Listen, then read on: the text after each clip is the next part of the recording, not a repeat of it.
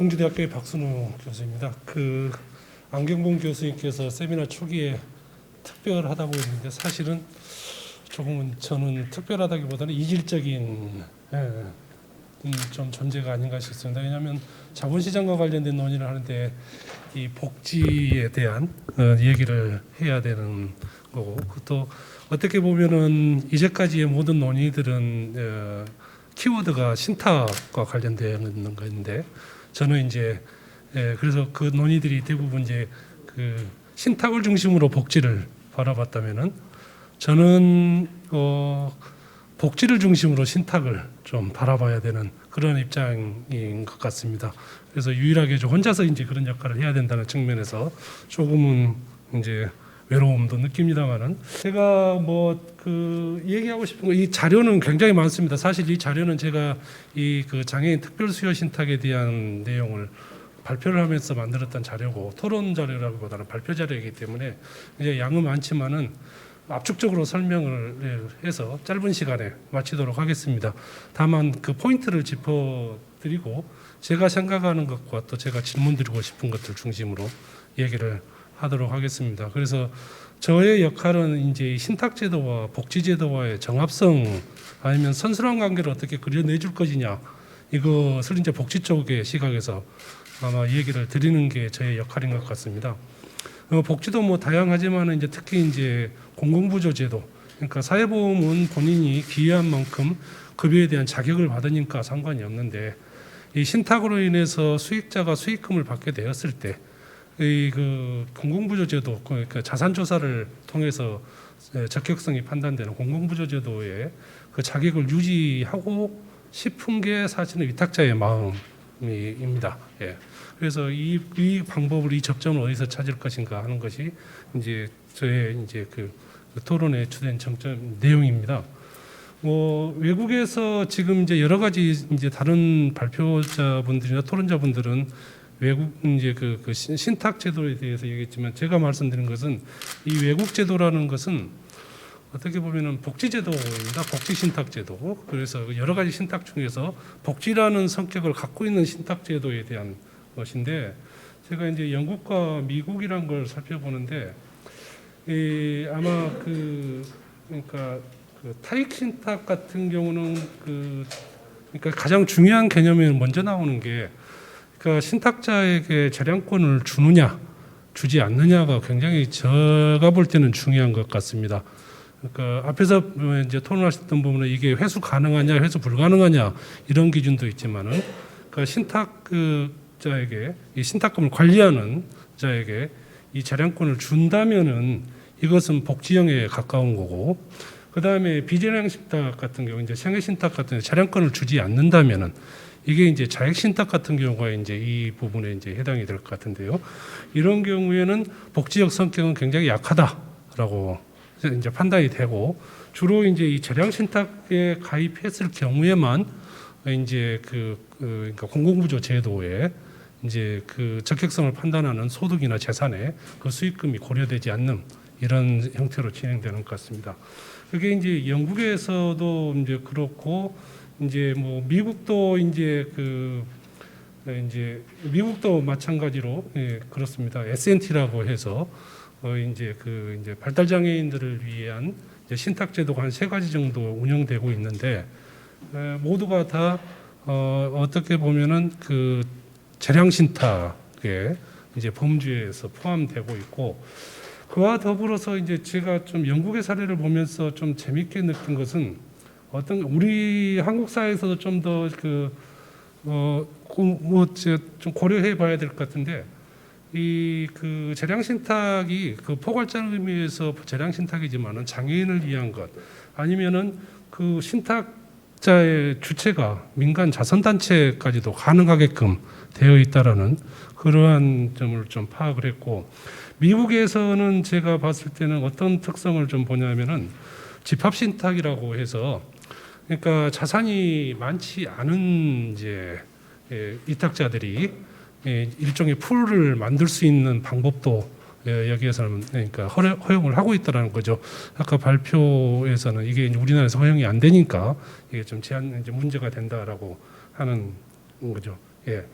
그래서 그러한 측면 이런 것들이 가장 이제 뭐 미국과 영국의 사례로 봤을 때 가장 중요한 것 같고 관심을 가져볼 만한 거고 이게 이제 그 수익금이 이게 이제 그 자본 수입으로 뭔가 자산을 증식하는 수단으로 지급되면은 이것은 이제 이 공공부조의 적격성을 판단하는데 기준 재산으로 포함이 되는데 그냥 이게 이제 그 볼런터리에서 비대가성의 현금으로 이제 그러니까 지급이 되면은 이거 이제 그 적격성 판단에는 포함되지 않은 걸로 이렇게 나타나고 있습니다.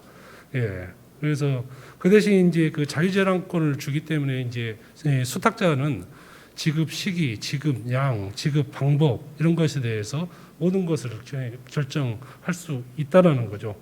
그와 더불어서 이제 또 하나 중요한 것이 아까 유류분 얘기가 나왔는데 이 복지적 성격을 갖는 그 신탁의 경우에는 이게 그러니까 연속 상속 같은 경우가 금지되어 있습니다. 그러니까 제일 수익자가 대개는 그렇게 된다. 제일 수익자가 이제 그 뭐 사망이라든지 그런 이유로 이제 그 수익 권한을 상실했어요. 그 다음에 그거에 대한 또 그 추가 수익이 뭐 손자에게 간다거나 이렇게 규정하도록까지는 정해놓고 있지 않다라는 생각이 들고 이것은 영국도 마찬가지고 미국도 이 그 특별 수요 신탁을 보면은 대개 보면은 그것이 그러니까 본인이 그 메디케이드라는 그 이제 그러니까 그 의료 이제 그 보호 제도를 이용한 비용을 상기하고 남은 금액은 자선단체에 이관을 시킨다든지 이런 식으로 활용하도록 되어 있다라는 게 특징이고 아마 그게 이제 저희 복지 쪽에서 생각하기는 복지형 신탁이 아닌가 저는 그렇게 생각을 하고 있습니다. 이게 이제 이거 이제 그 신탁 제도에 관한 특징이라면은 복지와 이제 신탁 제도를 연결하는 이제 접점을 찾는 데 있어서 이제 중요한 게 이제 사실은 그 이제 어디서 인정 기준 우리 공공부조제도의 인정 기준인데 우리는 그 자산 조사를 할 때 대상자를 선정하기 위해서 자산 조사를 할 때 소득과 재산을 다 봅니다. 근데 이 신탁 기금은 이제 본인 소유가 아니 수익자 본인 소유는 아니기 때문에 이제 그 재산에는 포함이 되지 않지만은 그렇지만은 이제 소득에는 포함이 되게 돼 있죠.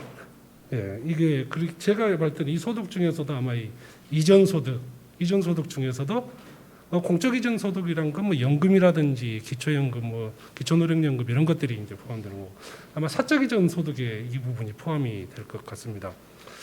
이 이전 소득을 놓고서 일단은 이제 그러니까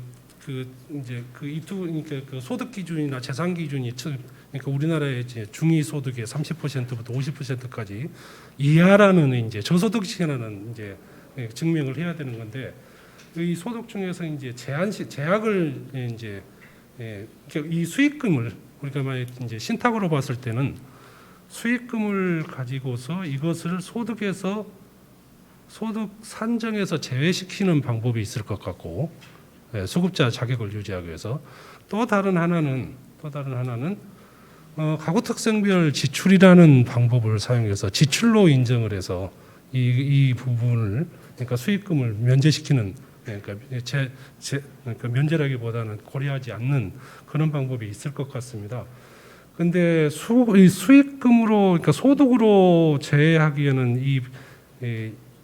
그 예외 조항이 그러니까 여기 5조 그러니까 그 국민기초생활보장법 시행령 5조 2항의 내용들이 굉장히 제한적입니다.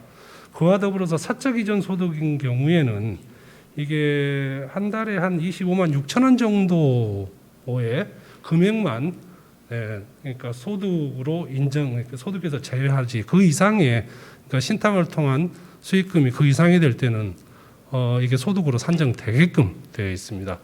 그래서 이 여지가 조금 굉장히 제한적인 여지를 소득 인정 부분에서는 이제 좀 이제 보이는 거고 오히려 제가 이제 이제 저의 입장에서 봤을 때는 이 뭐 장애인이라든지 치매 노인이라든지 이런 경우에는 이 가구 특성별 지출이라는 부분이 있습니다. 그러니까 소득보다는 지출 부분에서 이게 특별 욕구를 가진 인구 집단이니까 이 부분들의 특별 욕구를 인정해주고 그 지출 부분은 반드시 이제 그 욕구에 따른 지출이니까 그 부분은 이제 그 대상자를 선정하는 기준을 이제 기준을 볼 때, 소득을 볼 때 거기에서 제외시켜 주는 게 낫다라고 그렇게 접근하는 게 오히려 수월할 것 같다는 거죠. 그래야만 오히려 이 신탁 제도와 가족 신탁 제도와 복지 간의 접점을 찾기가 더 쉬울 것 같다는 생각이 듭니다. 그래서 현재는 이게 좀 제한적입니다.